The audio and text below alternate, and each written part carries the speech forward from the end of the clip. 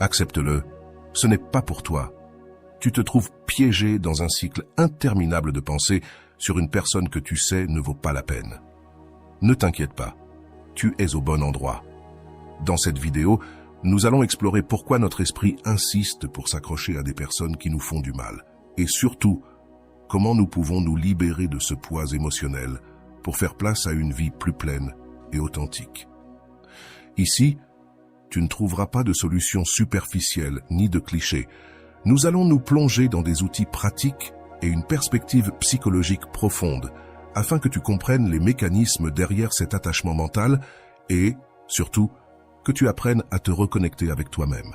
Alors, prépare-toi car cela pourrait changer ta vie. Imagine un instant à quoi ressemblerait ta vie si tu pouvais éteindre ces pensées intrusives. Si, au lieu de te concentrer sur ceux qui ne te valorisent pas, tu pouvais rediriger cette énergie vers tes rêves, tes objectifs et tes passions. Cette vidéo te donnera les clés pour y parvenir. Et ce n'est pas tout.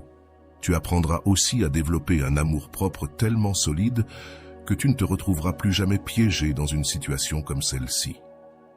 De plus, nous te présenterons des outils pratiques basés sur les enseignements de Rolando Goicoechea, expert en ruptures amoureuses et en amour-propre, qui affirme « Lorsque tu cesses d'être ton pire ennemi et que tu commences à être ton meilleur ami, tu ouvres la porte à une vie qui t'a toujours attendu. » Et oui, nous parlerons d'autres grands psychologues, mais Rolando nous guidera avec ses enseignements clés pour ce processus.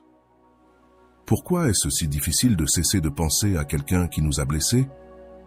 La réponse réside dans la manière dont notre esprit traite l'attachement et le rejet. Selon John Bowlby, créateur de la théorie de l'attachement, lorsque nous vivons la perte ou le rejet d'une figure importante, notre cerveau interprète cela comme une menace pour notre survie émotionnelle. C'est pourquoi nous revenons sans cesse à ces pensées, comme si, en les analysant, nous trouverions une solution. Ce n'est pas l'autre personne que nous cherchons réellement, mais la validation et la sécurité que nous croyions qu'elle nous apportait. C'est là le premier pas pour lâcher prise. Comprendre que ce que nous recherchons à l'extérieur est en nous-mêmes. C'est ici que l'amour-propre entre en jeu, non pas comme un concept abstrait, mais comme une pratique quotidienne qui transforme ta perception de toi-même. Tu imagines comment ce serait de rediriger ton attention vers ce qui compte vraiment? À la fin de cette vidéo, non seulement tu auras les outils pour lâcher prise, mais aussi pour devenir la personne que tu as toujours voulu être.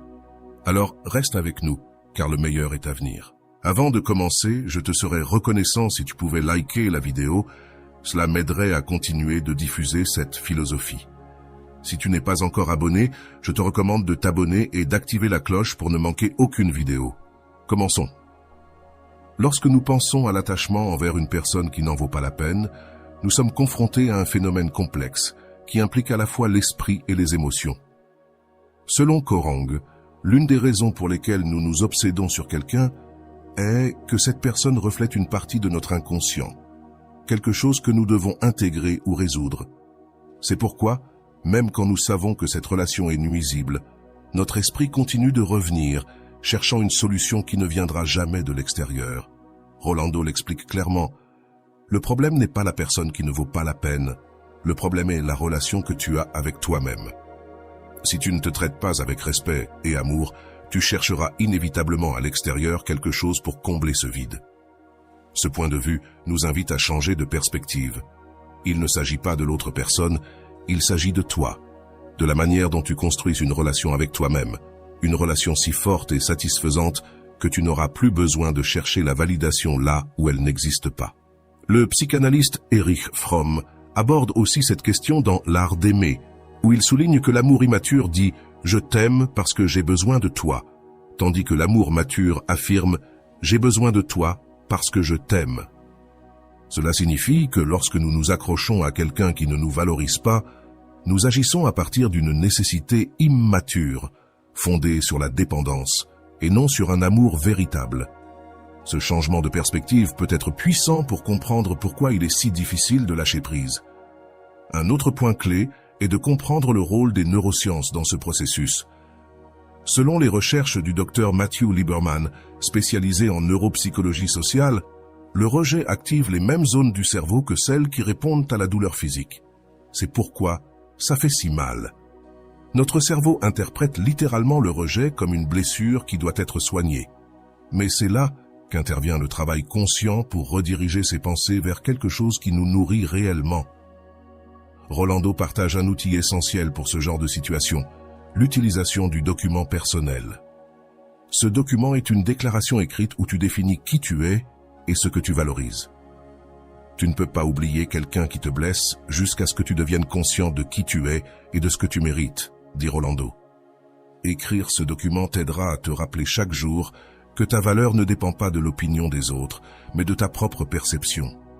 De plus, il est important de briser les schémas de pensées intrusives. C'est là que les pratiques de la pleine conscience peuvent être utiles. Jon Kabat-Zinn, créateur de la technique de réduction du stress basée sur l'attention, explique que lorsque tu prends conscience de tes pensées, tu peux observer tes émotions sans attachement et les laisser partir. Cela ne signifie pas ignorer tes émotions, mais apprendre à les gérer avec compassion et équilibre. À ce moment-là, Rolando ajoute quelque chose de crucial, l'amour propre. Ce n'est pas simplement te dire des phrases positives devant le miroir, c'est agir quotidiennement comme si tu étais la personne la plus importante de ta vie. Cela signifie que chaque décision que tu prends doit refléter ton engagement envers toi-même, depuis la nourriture que tu consommes jusqu'aux personnes avec lesquelles tu choisis de t'entourer. Tout doit être aligné avec le respect et l'amour que tu mérites. Pense à cela. Si quelqu'un entrait chez toi et commençait à détruire tes affaires, que ferais-tu? Probablement, tu le mettrais dehors immédiatement. Alors, pourquoi permettons-nous que quelqu'un fasse la même chose avec notre paix mentale et émotionnelle? Rolando pose une réflexion importante. La qualité de ta vie dépend de la qualité des relations que tu entretiens, mais surtout de la relation que tu as avec toi-même. Suivant ce chemin, un autre outil que tu peux utiliser est l'établissement de limites. Cela ne signifie pas seulement couper le contact avec cette personne, mais aussi avec les activités qui perpétuent le cycle d'obsession, comme vérifier ses réseaux sociaux. C'est ici que la phrase de Rolando résonne avec force. Si tu t'aimais profondément, permettrais-tu cela à toi-même? À ce moment-là, il est aussi fondamental de comprendre que lâcher prise ne signifie pas oublier, mais plutôt libérer. Selon le docteur Franco, créateur de la logothérapie, trouver un but plus grand est ce qui nous aide à surmonter les moments les plus difficiles. Quand tu as une raison de vivre, tu peux supporter presque tout. Ce but peut être de redécouvrir des passions, de travailler sur tes objectifs personnels ou simplement d'apprendre à apprécier ta propre compagnie. Tout cela n'est pas un processus linéaire. Il y aura des jours où tu te sentiras fort et d'autres où les souvenirs reviendront avec intensité. Mais souviens-toi des paroles de Rolando. Le progrès ne se mesure pas par combien de pas tu fais sans tomber, mais par combien de fois tu te relèves avec détermination. C'est là que réside la véritable force. Dans les prochaines minutes, nous continuerons à explorer des outils pratiques et psychologiques qui t'aideront à transformer ce défi en une opportunité de grandir. Continue, car chaque pas que tu fais vers l'amour propre est un pas de plus loin de la douleur. Lâcher prise d'une personne qui ne le mérite pas est un acte de libération qui commence dans notre esprit, et pour y parvenir, nous devons comprendre les raisons profondes de notre attachement. Continuons à explorer comment des outils pratiques et les conseils d'experts peuvent nous aider dans ce processus. Commençons par revenir à la base de l'attachement. Selon la théorie de John Bowlby, nos premières expériences de lien avec des figures d'attachement façonnent la manière dont nous nous relions aux autres à l'âge adulte. Si, pendant notre enfance, nous avons expérimenté de l'insécurité, de l'abandon ou de l'invalidation, il est plus probable que nous développions un attachement anxieux dans nos relations adultes. Ce type d'attachement nous pousse à idéaliser des personnes qui ne nous apprécient pas et à nous accrocher même lorsque nous savons qu'elles ne sont pas bonnes pour nous. Rolando, dans ses sessions d'amour-propre, explique cela de cette manière. Si tu choisis constamment des personnes qui ne te valorisent pas, ce n'est pas une coïncidence. C'est un signe que tu reproduis un modèle émotionnel appris. Mais la bonne nouvelle, c'est que tu peux briser ce cycle si tu choisis consciemment de commencer à te traiter avec le respect et l'amour que tu mérites. Ici, Rolando souligne l'importance de prendre la responsabilité de notre part dans ce cycle. Un pas important est d'identifier les croyances limitantes qui perpétuent cet attachement. Par exemple, Si tu crois que tu ne trouveras jamais quelqu'un de mieux ou que tu ne mérites pas l'amour, il est probable que tu t'accroches à ce que tu crois avoir. Comme l'explique Carl Rogers, l'un des fondateurs de la thérapie humaniste, le chemin vers la liberté émotionnelle commence par l'acceptation inconditionnelle de soi. Cela signifie reconnaître ses erreurs et ses faiblesses, mais aussi célébrer ses forces et ses qualités. Rolando ajoute que le premier acte d'amour-propre est d'accepter ton histoire, avec tout ce qu'elle inclut, sans honte ni culpabilité. Quand tu fais la paix avec ton passé, tu cesses de chercher une validation auprès des autres, validation que tu peux te donner toi-même. C'est pour cette raison qu'un des outils les plus puissants dans ce processus est le pardon. Pas nécessairement envers l'autre personne, mais envers toi-même pour les décisions que tu as prises, depuis la douleur ou l'ignorance. Un aspect fondamental pour lâcher prise, comprendre comment fonctionnent les connexions neuronales. Selon les neurosciences, chaque fois que nous pensons à quelqu'un, nous renforçons les réseaux neuronaux associés à cette personne. C'est pourquoi, plus tu essaies de ne pas penser à cette personne, plus sa présence dans ton esprit devient forte. Au lieu de cela, Rolando suggère, il ne s'agit pas d'éviter de penser à quelqu'un, mais de rediriger ton attention vers ce qui te fait du bien. Remplis ton esprit d'activités et de pensées qui te nourrissent et t'inspirent. Une pratique utile pour cela est le journal de gratitude. Écris chaque jour 3 choses pour lesquelles tu te sens reconnaissant. Cet exercice ne change pas seulement ton point de vue, il entraîne aussi ton cerveau à chercher le positif au lieu de s'obséder sur le négatif. Comme le souligne Martin Seligman, fondateur de la psychologie positive, la gratitude transforme ce que tu as en suffisant et crée de l'espace pour que d'autres bénédictions arrivent dans ta vie. Rolando complète cette idée avec un outil appelé recadrage positif. Il dit que chaque expérience, même les douloureuses, contient un apprentissage caché.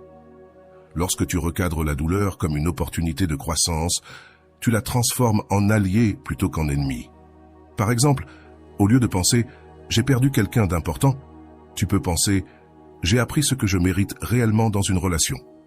Il est aussi crucial de couper les sources de rétroaction négative. Cela signifie arrêter de vérifier les réseaux sociaux de cette personne, éviter les endroits où tu sais qu'elle pourrait être et éliminer tout objet physique qui te ferait constamment te souvenir d'elle. Comme le dit Rolando, tu ne peux pas guérir dans le même environnement qui t'a fait souffrir. Tu dois créer un nouvel espace où tu peux te reconstruire à partir de zéro. Un autre concept important vient du Dr Frankl, qui dans son œuvre « L'homme en quête de sens » souligne que la clé pour surmonter la souffrance est de trouver un but supérieur. Frankl dit « Quand tu as un pourquoi, tu peux supporter n'importe quel comment ». Appliqué à ce contexte, cela signifie que tu dois trouver une raison plus grande pour arrêter de penser à cette personne, que ce soit atteindre un objectif personnel, améliorer ton bien-être ou simplement te prouver que tu es capable de surmonter ce défi. Rolando suggère d'utiliser la méthode du mantra conscient pour renforcer ton objectif. Par exemple, répète mentalement « Je suis suffisant, je mérite la paix et je construis mon bonheur de l'intérieur ». Ce type d'affirmation apaise non seulement ton esprit, mais il entraîne aussi ton subconscient à accepter cette nouvelle réalité. Enfin, il est fondamental de t'entourer d'un système de soutien sain. Cherche des amis, de la famille, ou même un thérapeute qui puisse t'aider à traiter tes émotions et te donner une perspective extérieure. Comme le dit Rolando, l'amour-propre ne signifie pas tout faire seul, cela signifie savoir quand demander de l'aide et l'accepter. Ce processus peut sembler accablant, mais souviens-toi des mots de Rolando. Chaque pas, aussi petit soit-il, est une victoire. L'important n'est pas d'avancer rapidement, mais d'avancer avec intention. À mesure que tu pratiqueras ces outils, tu remarqueras que le poids émotionnel diminue et que chaque jour, tu te sentiras plus libre et plus en paix avec toi-même. Dans la prochaine réponse, nous explorerons l'histoire d'une personne qui a appliqué ces outils dans sa vie, montrant comment ces étapes peuvent transformer même les expériences les plus douloureuses en opportunités de renouveau. Elena a toujours été une personne qui donnait tout dans ses relations. Dès son jeune âge, elle croyait que l'amour consistait à se sacrifier pour l'autre, à supporter, à attendre que les choses changent un jour. C'est ainsi qu'à 28 ans, elle se retrouva piégée dans une relation avec quelqu'un qui ne valorisait ni son temps, ni son affection, ni ses efforts. Malgré les reproches, les promesses brisées et les déceptions constantes, Elena était toujours là, s'accrochant à l'idée que l'amour pouvait tout. Les choses commencèrent à s'effondrer plus vite qu'elle ne l'aurait imaginé. Son partenaire devint distant, froid, et finit par mettre fin à la relation sans explication. Pour Elena, cela fut un coup dévastateur. La rupture ne signifiait pas seulement la fin d'une relation, mais aussi le début d'un tourbillon de pensées obsessionnelles et d'autocritique. Elle ne cessait de se demander « Qu'ai-je fait de mal ? Pourquoi n'ai-je pas été suffisante ?» Chaque soir, Elena repassait encore et encore les conversations qu'elle avait eues avec son ex, tentant de trouver des indices, des réponses, quelque chose qui expliquerait pourquoi les choses s'étaient si mal passées. Les chansons à la radio lui rappelèrent les moments heureux, tandis que les rues de la ville étaient remplies de recoins. Cela évoquait des souvenirs partagés. Son esprit semblait être pris dans un cycle dont elle ne pouvait s'échapper. Un jour, alors qu'elle cherchait sur Internet comment arrêter de penser à son ex, elle tomba sur une vidéo de Rolando. Les paroles de Rolando résonnèrent profondément en elle. Le véritable problème n'est pas la personne qui t'a quitté, mais la relation que tu entretiens avec toi-même. Si tu n'apprends pas à être ton meilleur ami, tu chercheras toujours à l'extérieur ce que tu as besoin de trouver à l'intérieur. Pour la première fois, Elena sentit qu'elle avait trouvé un chemin. Elle décida de s'inscrire au cours de Rolando, bien qu'avec un certain scepticisme au début. Dans le premier module, Rolando leur demanda d'écrire un document personnel où ils définissent qui ils étaient et ce qu'ils valorisaient. Bien que la tâche lui parût difficile, Elena s'engagea à l'essayer. Au début, ses mots étaient hésitants. « Je suis Elena. Je suis quelqu'un qui veut se sentir aimé. » Mais peu à peu, ses phrases commencèrent à se remplir de force. « Je suis suffisante. Je suis une personne avec beaucoup à offrir. Je mérite l'amour. Mais d'abord le mien. » Écrire ces mots ne fut pas seulement cathartique, mais cela lui donna un point de départ pour se reconstruire. Le troisième jour du cours, Rolando leur demanda de réfléchir à une question. Si tu t'aimais profondément, permettrais-tu que cette personne occupe encore autant d'espace dans ton esprit? Cette question fut un choc pour Elena. Elle se rend compte qu'elle avait vécu sa relation comme si s'accrocher aux souvenirs pouvait changer le passé. Elle décida qu'il était temps de prendre des mesures concrètes. Elena commença par éliminer son ex de tous ses réseaux sociaux. Elle rangea aussi dans une boîte les photos, lettres et tout objet qui lui rappelait cette relation. Ce ne fut pas un processus facile. Chaque objet qu'elle touchait semblait ramener une avalanche d'émotions. Mais, comme disait Rolando dans le cours, tu ne peux pas guérir dans le même environnement qui t'a blessé, tu dois créer un nouvel espace pour te reconstruire. Dans les jours suivants, elle commença à utiliser un outil appris dans le cours, le mantra conscient. Chaque matin, en se regardant dans le miroir, elle répétait « Je suis suffisante, je mérite la paix, je construis mon bonheur de l'intérieur. » Au début, les mots semblaient vides, mais avec le temps, ils commencèrent à prendre du sens et de la force. Elena décida également d'écrire dans un journal de gratitude. Chaque soir, elle notait 3 choses pour lesquelles elle était reconnaissante. Un message d'une amie, l'odeur du café le matin, la sensation du soleil sur sa peau. Cet exercice ne l'aida pas seulement à se concentrer sur le positif, mais il commença aussi à entraîner son esprit à chercher la beauté dans les petites choses de la vie. Un jour, en lisant le module suivant du cours, Rolando leur parla du recadrage positif. Il disait « Au lieu de voir cette rupture comme une perte, regarde-la comme une leçon. Demande-toi, qu'ai-je appris sur moi-même et sur ce que je veux dans une relation ?» Inspirée par ces paroles, Elena commença à écrire dans son journal les choses qu'elle avait découvertes sur elle-même. Elle apprit qu'elle était plus forte qu'elle ne le pensait, qu'elle avait le courage de recommencer et qu'elle méritait une relation où elle serait valorisée. En parallèle, elle commença à explorer de nouvelles activités. Elle s'inscrivit à des cours de yoga, quelque chose qu'elle avait toujours voulu faire, mais qu'elle avait reporté pendant des années. À chaque cours, en respirant profondément et en se connectant avec son corps, elle sentait peu à peu qu'elle libérait les tensions accumulées en elle. Chaque mouvement était un rappel qu'elle était vivante, qu'elle avait la capacité de guérir. Lors d'une promenade dans le parc, Elena rencontra Clara, une femme plus âgée qui peignait un paysage. Curieuse, elle s'arrêta pour l'observer. Clara lui parla de la façon dont l'art était sa manière de guérir les blessures du passé. « Le cœur est comme une toile, ma fille, » lui dit Clara. « Si tu le remplis de souvenirs douloureux, tu ne laisses pas de place pour les nouvelles œuvres d'art que la vie veut peindre. » Ces paroles restèrent gravées dans l'esprit d'Elena. Cette même nuit, elle décida qu'il était temps de commencer à remplir sa toile de nouvelles couleurs. Elle s'assit devant son ordinateur. Elle commença à écrire une liste de buts. Voyager dans un endroit nouveau, apprendre à jouer d'un instrument, consacrer plus de temps à ses amis. Chaque objectif représentait un coup de pinceau d'espoir et de renouveau. Le processus ne fut pas linéaire. Il y eut des jours où les souvenirs revenèrent avec force, des jours où elle sentait qu'elle n'avait pas avancé. Mais dans ces moments-là, elle se souvenait des paroles de Rolando.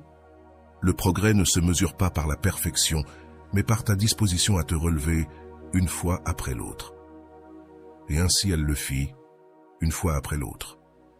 Peu à peu, Elena commença à noter des changements. Son esprit n'était plus dominé par des pensées obsessionnelles. Les souvenirs étaient toujours là, mais ils n'avaient plus le même pouvoir sur elle. Elle avait appris à les accueillir avec compassion, comme s'ils faisaient partie d'un chapitre passé qui ne définissait plus son présent. À la fin de cette première étape, Elena sentit qu'elle avait fait un pas important vers sa libération. Mais il restait encore du chemin à parcourir. Dans cette quête de renouveau et d'amour-propre, elle découvrit que son histoire venait à peine de commencer. Dans la deuxième partie, nous explorerons comment Elena poussa sa transformation encore plus loin, s'inspirant de l'amour-propre et de la résilience pour construire une vie pleine de sens et de plénitude. Elena commença à remarquer qu'il y avait quelque chose en elle qui avait changé. La relation qui la définissait autrefois, la douleur qui la retenait prisonnière, n'avait plus le même contrôle sur sa vie. Mais elle savait qu'il y avait encore du travail à faire. Lâcher prise, ce n'est pas seulement cesser de penser à quelqu'un, c'est remplir cet espace avec quelque chose de plus grand, avec une connexion profonde avec soi-même. Une nuit, en révisant les notes du cours de Rolando, elle trouva une phrase surlignée qui lui apporta de la clarté. « Quand tu arrêtes de te concentrer sur ce que tu as perdu, tu découvres tout ce que tu peux gagner. » Ces mots résonnèrent en elle. Elle avait passé tellement de temps à regarder le passé qu'elle avait presque oublié que son avenir était plein de possibilités. Alors, elle décida qu'il était temps de se réinventer. Elena se mit à s'adonner à des activités qui la remplissaient d'énergie. Elle s'inscrivit à des cours de peinture, inspirée par sa rencontre avec Clara dans le parc. Chaque coup de pinceau était une manière d'exprimer des émotions que les mots ne pouvaient capturer. Bien qu'au début, elle pensait que ses œuvres étaient maladroites et sans sens, avec le temps, elle commença à trouver dans l'art une nouvelle manière de se connaître elle-même. Elle se donna aussi pour objectif de reconstruire les relations avec les personnes qui la valorisaient vraiment. Elle se reconnecta avec des amis qu'elle avait négligés pendant sa relation, et elle découvrit combien ils lui avaient manqué. Une nuit, alors qu'elle dînait avec eux, elle se rendit compte de quelque chose d'important.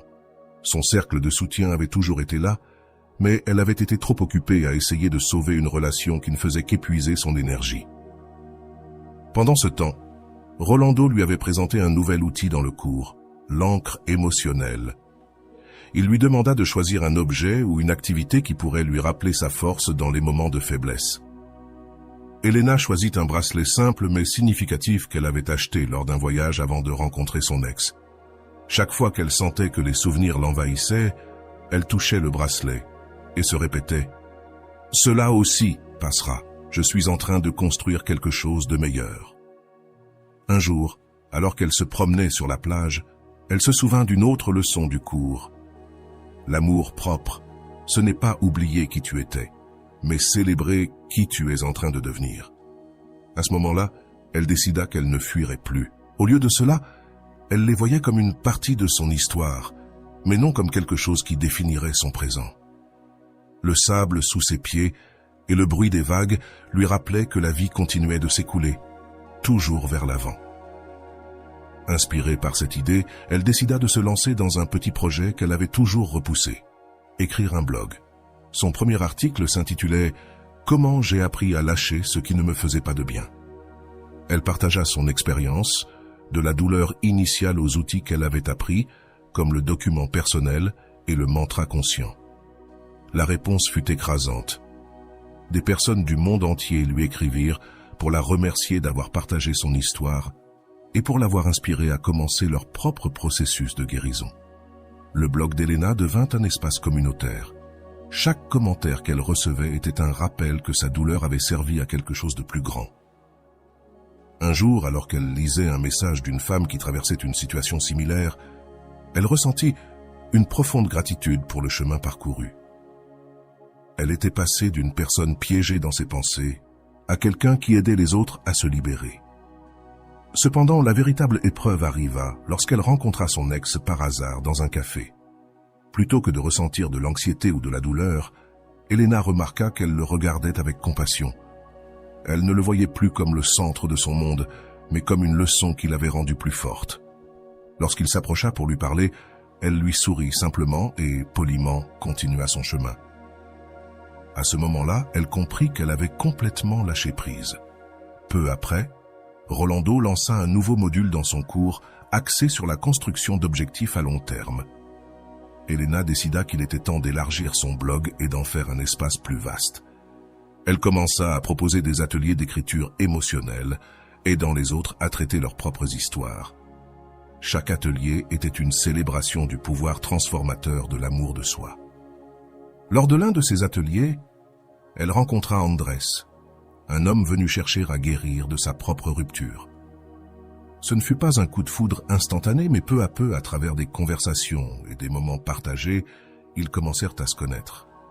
Andrés ne valorisait pas seulement Elena pour ce qu'elle était, mais il la soutenait aussi dans ses objectifs et célébrait son indépendance. Pour la première fois, Elena expérimenta ce que c'était que d'être dans une relation fondée sur le respect mutuel et l'amour véritable. Elena comprit que son histoire n'était pas seulement celle de lâcher quelqu'un qui n'en valait pas la peine, mais de se retrouver elle-même. La douleur avait été le catalyseur qui l'avait menée à construire une vie plus authentique et significative. Bien qu'elle ait encore des jours difficiles, elle savait qu'elle pourrait toujours revenir aux outils qu'elle avait appris pour continuer d'avancer. Avec le temps, son blog grandit pour devenir une plateforme internationale où des milliers de personnes partageaient leurs histoires de résilience et d'amour de soi. Elena n'a jamais cessé de remercier Rolando pour les leçons qui avaient transformé sa vie. Dans l'une de ses publications, elle écrivit « Le plus beau cadeau que je me sois fait fut d'apprendre à m'aimer suffisamment pour lâcher ce qui n'était pas pour moi. Aujourd'hui, chaque décision que je prends est un acte d'amour envers moi-même. » Elena avait prouvé que même les blessures les plus profondes pouvaient guérir et qu'à partir de la douleur, quelque chose de beau pouvait émerger. Son histoire n'a pas seulement inspiré les autres, mais elle lui a rappelé à elle-même qu'au final, l'amour le plus important est celui que l'on construit avec soi-même. L'histoire d'Elena est un reflet profond et réaliste du processus de lâcher quelqu'un qui n'en valait pas la peine. Dans cette première partie de l'analyse, nous explorerons les aspects émotionnels et psychologiques qui ont conduit Elena à rester piégée dans une relation nuisible, ainsi que les premières étapes qu'elle a prises pour se libérer. Un de ces aspects est la nature de l'attachement émotionnel. Elena représente de nombreuses personnes qui confondent l'amour avec le sacrifice. Cette erreur, bien qu'elle ait des racines psychologiques profondes, est liée à la théorie de l'attachement de John Bowlby.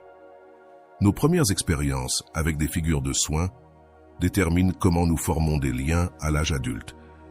Si, dans l'enfance, nous avons vécu l'insécurité ou l'abandon, il est plus probable que nous développions un attachement anxieux, ce qui nous pousse à chercher constamment la validation extérieure, même de personnes qui ne nous valorisent pas.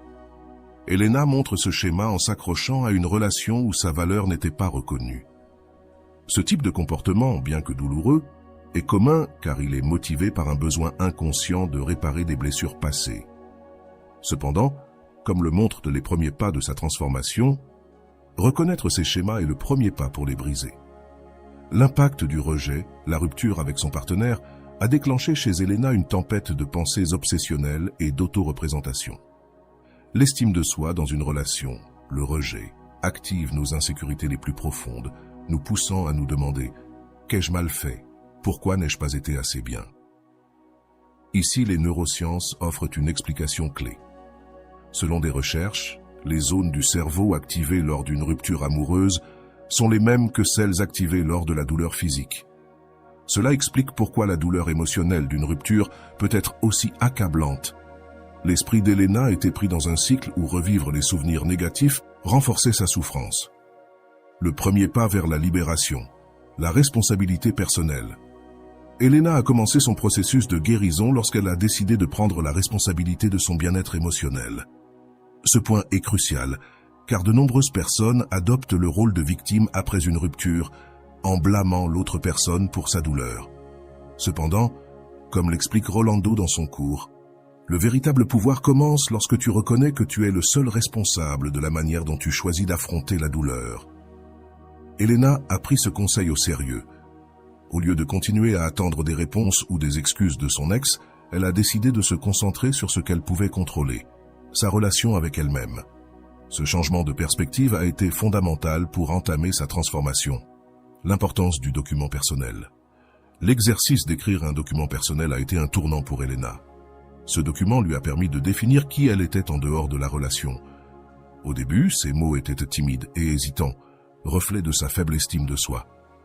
Mais avec le temps, elle a commencé à les remplir d'affirmations puissantes, telles que « je suis suffisante » et « je mérite l'amour ».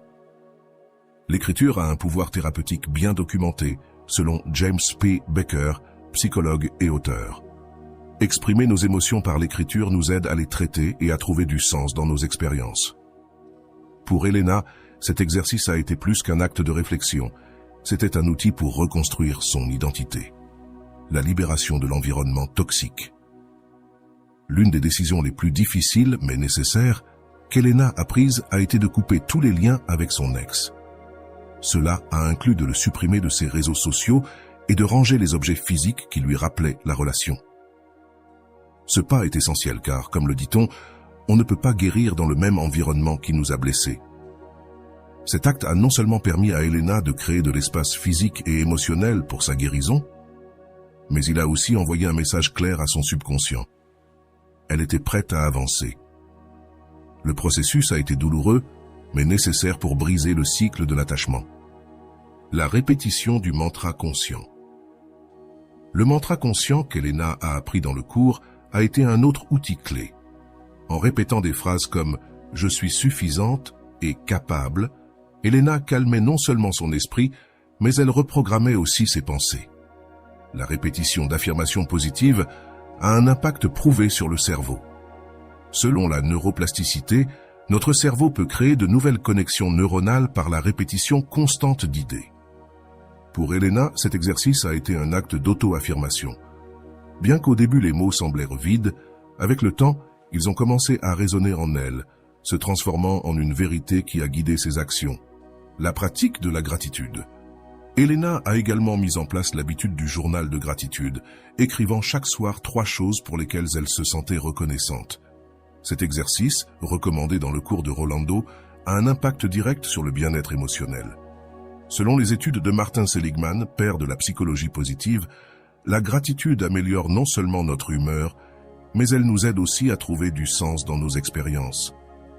À travers cet exercice, Elena a commencé à rediriger son attention vers les choses positives de sa vie, s'éloignant des pensées obsessionnelles sur son ex.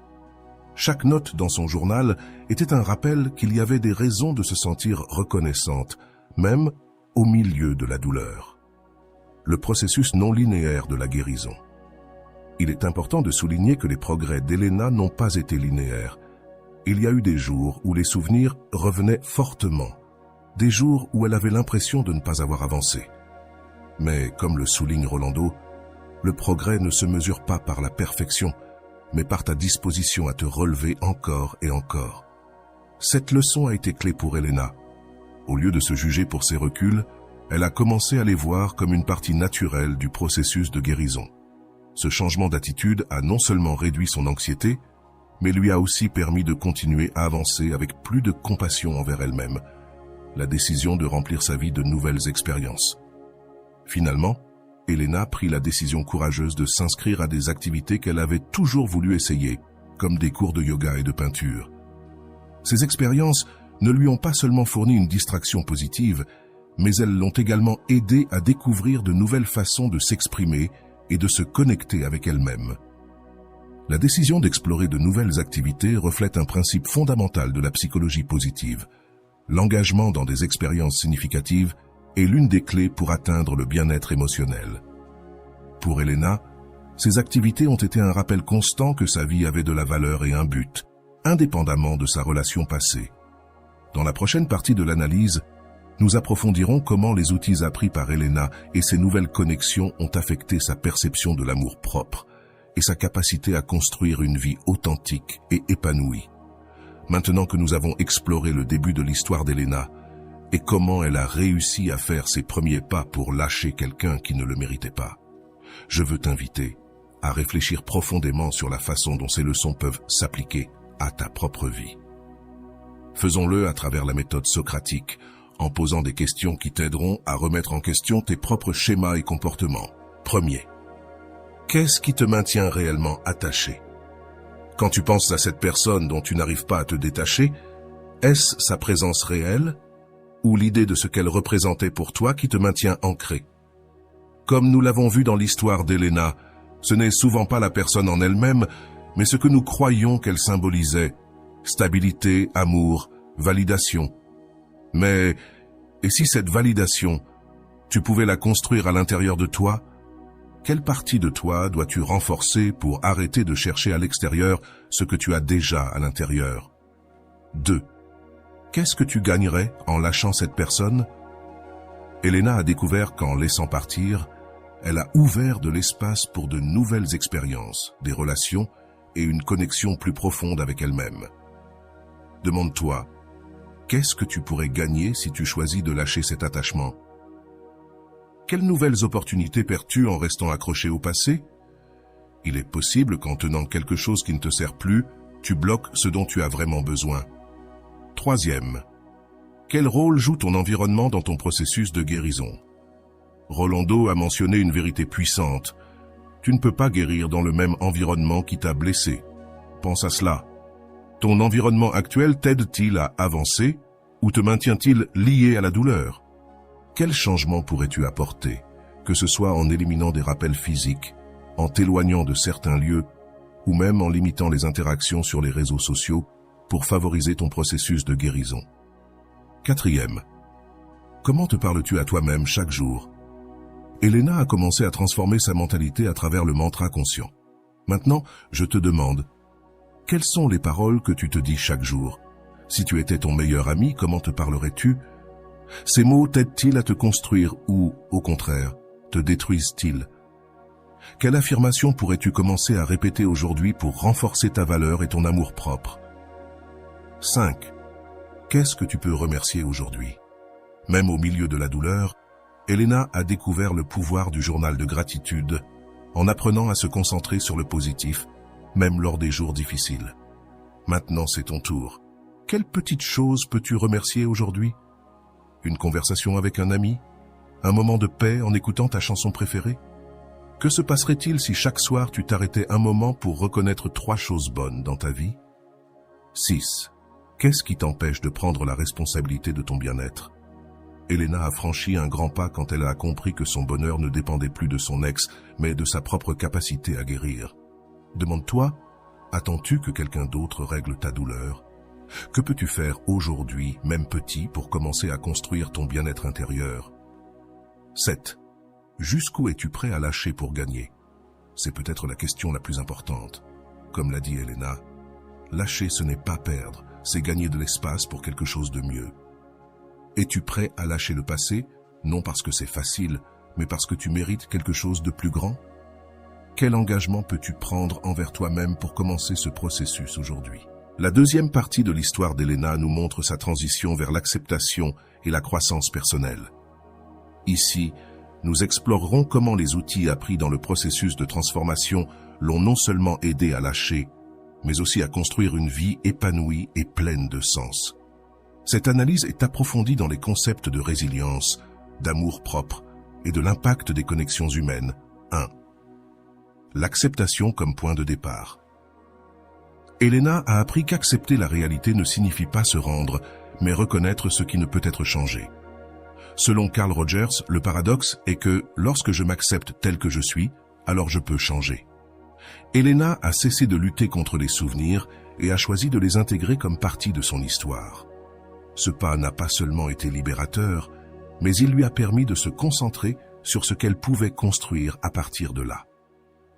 Deuxième, l'intégration des souvenirs. Accepter n'est pas la même chose qu'ignorer. En reconnaissant ses émotions et validant sa douleur, Elena a pu diminuer l'emprise que les souvenirs de sa relation avaient sur elle. Cela est cohérent avec la théorie du traitement émotionnel qui soutient que confronter nos émotions directement aide à réorganiser notre mémoire et à diminuer l'impact négatif des événements traumatiques. Troisième, le pouvoir de redéfinir la narration. Elena a changé la façon dont elle voyait sa relation passée. Au lieu de la considérer comme un échec, elle l'a reformulée. Rolando dit « Chaque expérience difficile a le potentiel d'être la graine d'un nouveau chapitre.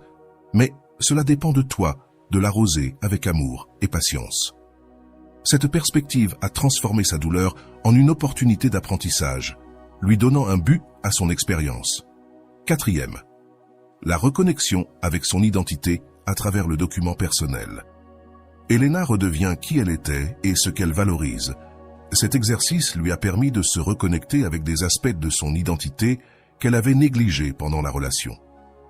Selon la théorie de l'identité narrative, nos histoires personnelles sont essentielles pour notre estime de soi et notre bien-être. En réécrivant sa narration, Elena a récupéré le contrôle de sa vie. Cinquième, l'art comme outil de guérison. Elena a trouvé dans la peinture une manière d'exprimer des émotions qu'elle ne pouvait pas verbaliser. L'art a un impact thérapeutique prouvé. Selon des études en art-thérapie, des activités créatives comme la peinture ou l'écriture peuvent réduire les niveaux de stress, améliorer l'humeur et favoriser l'autoconnaissance. Pour Elena, chaque coup de pinceau était un acte de compassion et de libération personnelle. 6. L'importance d'un environnement positif. La rencontre d'Elena avec Clara dans le parc n'était pas un hasard. Clara représentait le soutien émotionnel dont Elena avait besoin à ce moment-là. Cela souligne l'importance de s'entourer de personnes qui nous inspirent et nous rappellent nos forces. Comme le dit Rolando, ton environnement est un miroir de la façon dont tu te valorises toi-même. Entoure-toi de personnes et d'activités qui reflètent ta meilleure version. 7. La construction d'une nouvelle routine. Elena a intégré de nouvelles activités dans son quotidien, comme le yoga et le journal de gratitude. Ces pratiques non seulement la maintenaient occupée, mais elles lui ont aussi donné des outils pour cultiver son bien-être émotionnel. Selon la psychologie positive, établir des routines qui favorisent l'auto-soin et la gratitude peut augmenter significativement la résilience émotionnelle. 8. Le pouvoir des rituels. Elena a adopté l'utilisation d'un ancrage émotionnel, un bracelet qui lui rappelait ses progrès. Ce rituel l'a aidé à rester centré dans les moments de faiblesse. Les rituels symboliques ont un impact profond sur notre esprit car ils agissent comme des rappels tangibles de nos objectifs et de nos valeurs. 9e. L'importance du progrès non linéaire. Le processus d'Elena n'a pas été exempt de rechutes, mais elle a appris à les voir comme une partie naturelle de son évolution. Comme le dit Rolando, le progrès n'est pas linéaire, mais chaque étape que tu franchis, même si elle est petite, te mène plus loin de là où tu as commencé. Cette perspective lui a permis d'avancer avec patience et compassion envers elle-même. 10e. L'exploration de nouvelles passions. Elena a découvert que l'exploration de nouvelles activités ne l'aidait pas seulement à se distraire, mais lui donnait aussi l'opportunité de mieux se connaître. S'inscrire à des cours de peinture et de yoga n'a pas seulement rempli son temps, mais a aussi renforcé sa connexion avec sa créativité et son corps, renforçant ainsi sa relation avec elle-même. 11. La valeur des petites victoires. Chaque réussite qu'Elena a vécue, depuis terminer une peinture jusqu'à recevoir un commentaire positif sur son blog, était un rappel de ses progrès. Reconnaître ces petites victoires est essentiel pour maintenir la motivation et construire la confiance en soi. 12e. La connexion avec une communauté. Le blog d'Elena est devenu un espace où elle partageait son histoire et aidait les autres. Cette communauté lui a donné un sens de but et de connexion. Selon la théorie de l'autodétermination, le sentiment d'appartenance est un besoin psychologique fondamental pour le bien-être. L'empathie envers le passé. Lorsqu'Elena a rencontré son ex au café, sa réaction a montré combien elle avait évolué. Plutôt que de se sentir vulnérable, elle a ressenti de la compassion. Cela reflète un niveau avancé de guérison, où le pardon n'est pas nécessairement pour l'autre, mais pour se libérer soi-même du ressentiment. La transformation de la douleur en but. Elena a transformé sa douleur en source d'inspiration. Ce changement reflète un concept clé en psychologie positive, la croissance post-traumatique. Selon cette approche, les expériences difficiles peuvent nous conduire à développer une plus grande résilience, de l'empathie et un sens du but. Le pouvoir des objectifs à long terme. À travers le dernier module du cours, Elena a appris à établir des objectifs qui reflétaient ses valeurs et ses aspirations. Cela lui a permis de garder son attention sur l'avenir, au lieu de rester piégée dans le passé. Les objectifs à long terme sont essentiels pour cultiver un sens de direction et de motivation, l'ouverture à de nouvelles relations. Elena a rencontré Andrés, un homme qui valorise son indépendance et la soutient dans son développement personnel. Cette relation a reflété un changement dans les critères d'Elena, qui avait appris à privilégier les relations basées sur le respect mutuel plutôt que sur des dynamiques déséquilibrées. L'intégration d'outils pratiques, tout au long de son processus, Elena a utilisé des outils pratiques appris dans le cours de Rolando, tels que le mantra conscient, le document personnel et l'ancrage émotionnel. Ces outils ne lui ont pas seulement fourni de la structure, mais l'ont également aidé à rester engagée dans sa transformation. L'importance d'un but plus grand, le blog d'Elena a grandi pour devenir une plateforme internationale. Cette réussite n'a pas seulement été un témoignage de son dévouement, mais aussi une preuve de la manière de transformer la douleur en quelque chose de significatif. Avoir un but plus grand a été une source constante de motivation et de satisfaction pour elle. L'évolution de l'amour-propre. L'amour-propre d'Elena a évolué d'un besoin fondamental d'acceptation à un état d'appréciation profond pour ce qu'elle était. Comme le dit Rolando, l'amour-propre n'est pas une destination, c'est une pratique quotidienne de se reconnaître comme suffisant, précieux et digne de tout ce qui est bon. Réflexion finale sur cette partie. Elena n'a pas seulement laissé partir une personne qui ne méritait pas son amour, mais elle a aussi construit une vie pleine de buts, de connexion et d'amour-propre. Son processus montre que le chemin vers la guérison n'est ni facile ni linéaire, mais avec les bons outils et la volonté d'apprendre, il est possible de transformer la douleur en une force motrice pour la croissance. Dans la prochaine partie de l'analyse, nous explorerons comment l'histoire d'Elena peut inspirer d'autres à prendre des mesures concrètes dans leur propre processus de guérison et comment les leçons apprises s'appliquent à différents contextes de la vie. Dans cette dernière partie de l'analyse, nous aborderons comment l'histoire d'Elena ne reflète pas seulement un processus de transformation personnelle, mais contient également des leçons universelles applicables à toute situation où il est nécessaire de lâcher prise.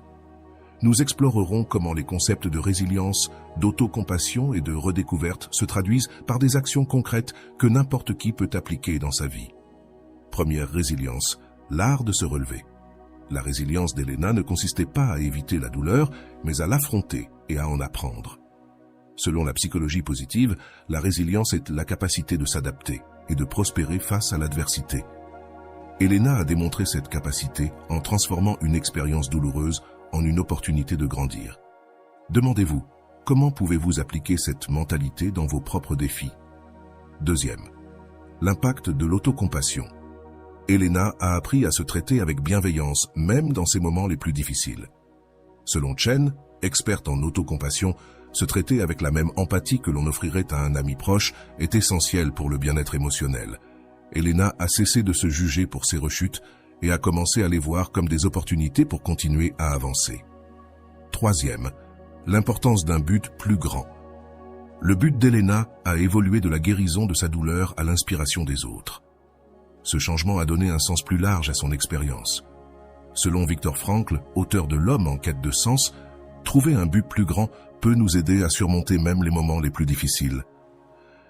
Elena a trouvé ce but dans son blog et dans les connexions qu'elle a établies à travers celui-ci. L'influence de l'environnement positif. L'environnement d'Elena a joué un rôle crucial dans sa récupération, de son amie Clara à la communauté qu'elle a formée grâce à son blog. Ces relations lui ont apporté le soutien émotionnel nécessaire pour avancer. Cela souligne l'importance de s'entourer de personnes qui reflètent nos meilleures qualités et nous poussent à grandir. La transformation de la douleur en créativité.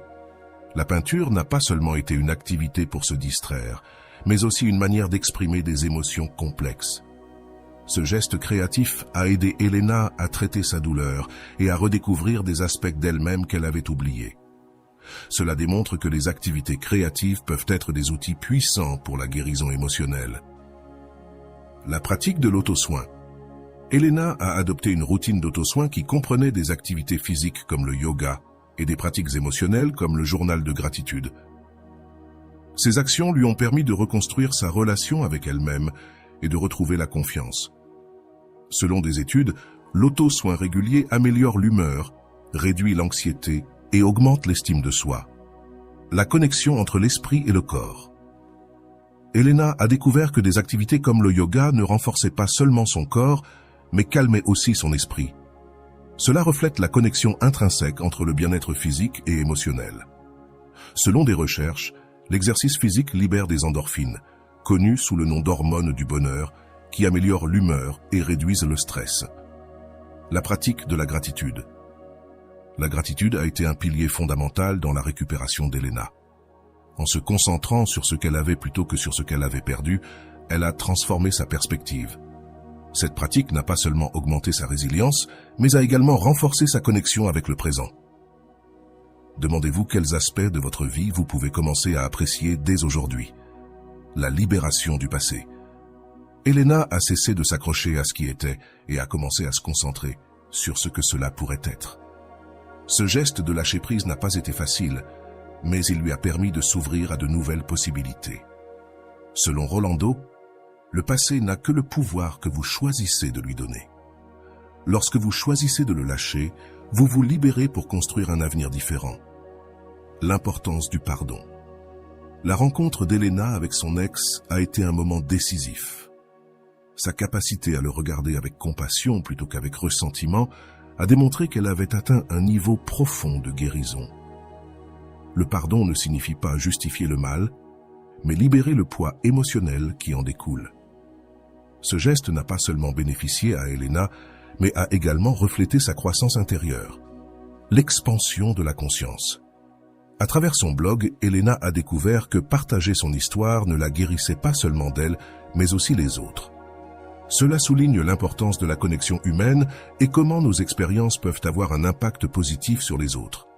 Selon des études, aider les autres améliore également notre propre bien-être. La réouverture à l'amour. Elena a trouvé en Andrés une relation fondée sur le respect mutuel et le soutien.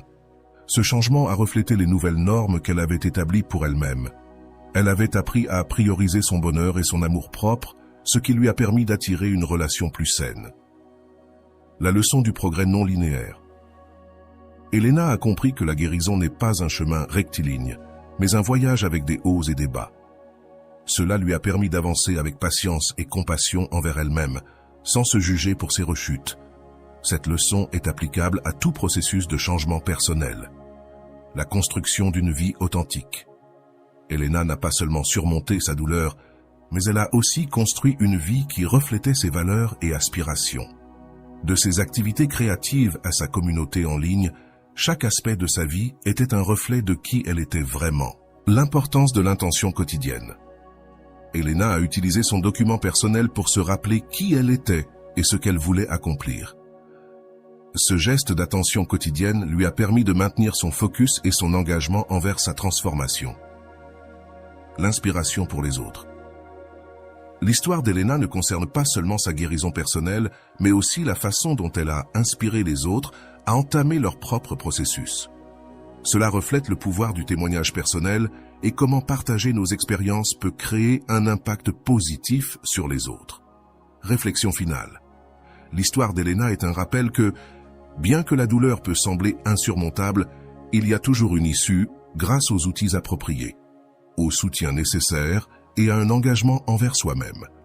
Il est possible de transformer même les expériences les plus difficiles en opportunités pour grandir et s'épanouir.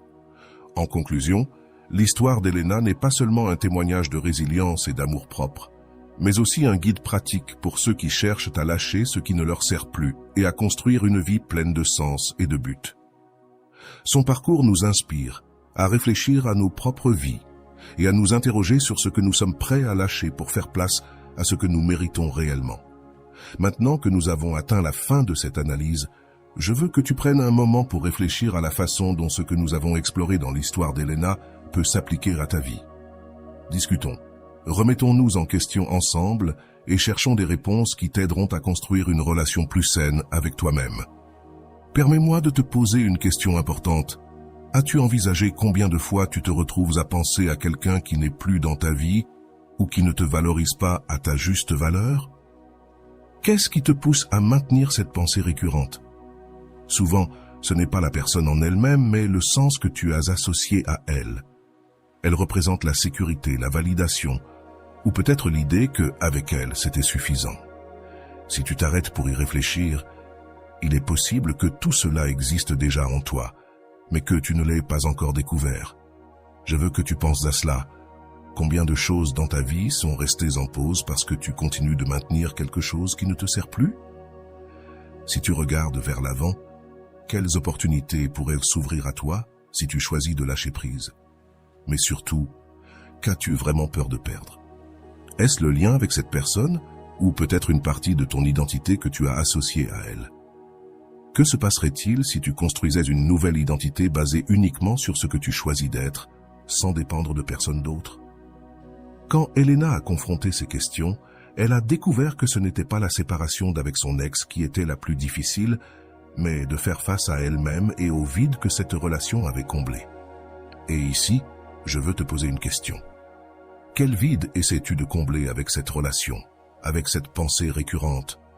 Que se passerait-il si, au lieu de chercher dehors, tu te consacrais à construire à l'intérieur? Il est possible que, comme dans le cas d'Elena, tout ce dont tu as besoin soit déjà en toi, attendant d'être découvert. Si, à ce moment précis, tu te sens coincé, je veux que tu te questionnes. Qu'est-ce qui te retient? Est-ce la peur du changement, du vide, ou peut-être la peur de ne pas trouver mieux? Mais laisse-moi te dire quelque chose que tu as peut-être oublié. Lâcher prise ne signifie pas perdre, mais faire de la place pour le nouveau. Quelle place pourrais-tu ouvrir dans ta vie si tu osais laisser partir? Et plus important encore, qu'es-tu prêt à faire pour te donner cette opportunité? Réfléchis-y bien. Si tu te permettais d'écrire un document personnel comme l'a fait Elena, quelles paroles utiliserais-tu pour te décrire? Comment te parlerais-tu si tu décidais d'être ton meilleur allié plutôt que ta pire critique? Quelles affirmations aimerais-tu répéter chaque jour pour te rappeler combien tu es précieux? Peut-être qu'au début, tu n'y croiras pas. Mais rappelle-toi, comme le dit Rolando, une vérité répétée 1000 fois s'intègre dans ton être et devient ta nouvelle réalité. Ne vaudrait-il pas la peine d'essayer? Imagine à quoi ressemblerait ta vie si tu mettais autant d'efforts à penser à toi qu'à penser à quelqu'un d'autre. Comment ta routine, tes décisions, ta manière de te lier aux autres changerait-elle? Elena a découvert qu'en investissant du temps et de l'énergie pour elle-même, non seulement elle a guéri, mais elle a aussi créé une vie qui reflétait ses rêves et ses valeurs. Que pourrais-tu créer si tu choisissais de faire de même? Enfin, je veux t'inviter à partager ton expérience. Quelle partie de cette histoire a résonné avec toi? Quelles étapes penses-tu pouvoir commencer à prendre pour lâcher ce qui te pèse et te reconnecter avec toi-même? Tes commentaires ne t'aideront pas seulement à réfléchir, mais peuvent aussi inspirer d'autres personnes qui sont dans un processus similaire. Rappelle-toi, cet espace est sûr et tes paroles sont les bienvenues. Avant de te quitter, je veux que tu te souviennes de quelque chose. Lâcher prise n'est pas la fin, c'est le début. C'est l'acte courageux de te donner la permission d'être heureux, de te reconstruire et de découvrir tout ce que tu mérites. Je suis ici pour te lire, pour dialoguer avec toi et pour t'accompagner dans ce processus. Oseras-tu faire le premier pas? Et voilà, j'espère que vous avez trouvé beaucoup de valeur dans cette vidéo. Merci d'être resté jusqu'à la fin de cette vidéo, j'adore quand vous faites ça. Si vous en voulez plus, vous pouvez écrire en commentaire « J'en veux encore plus ». J'espère vous revoir dans une autre vidéo.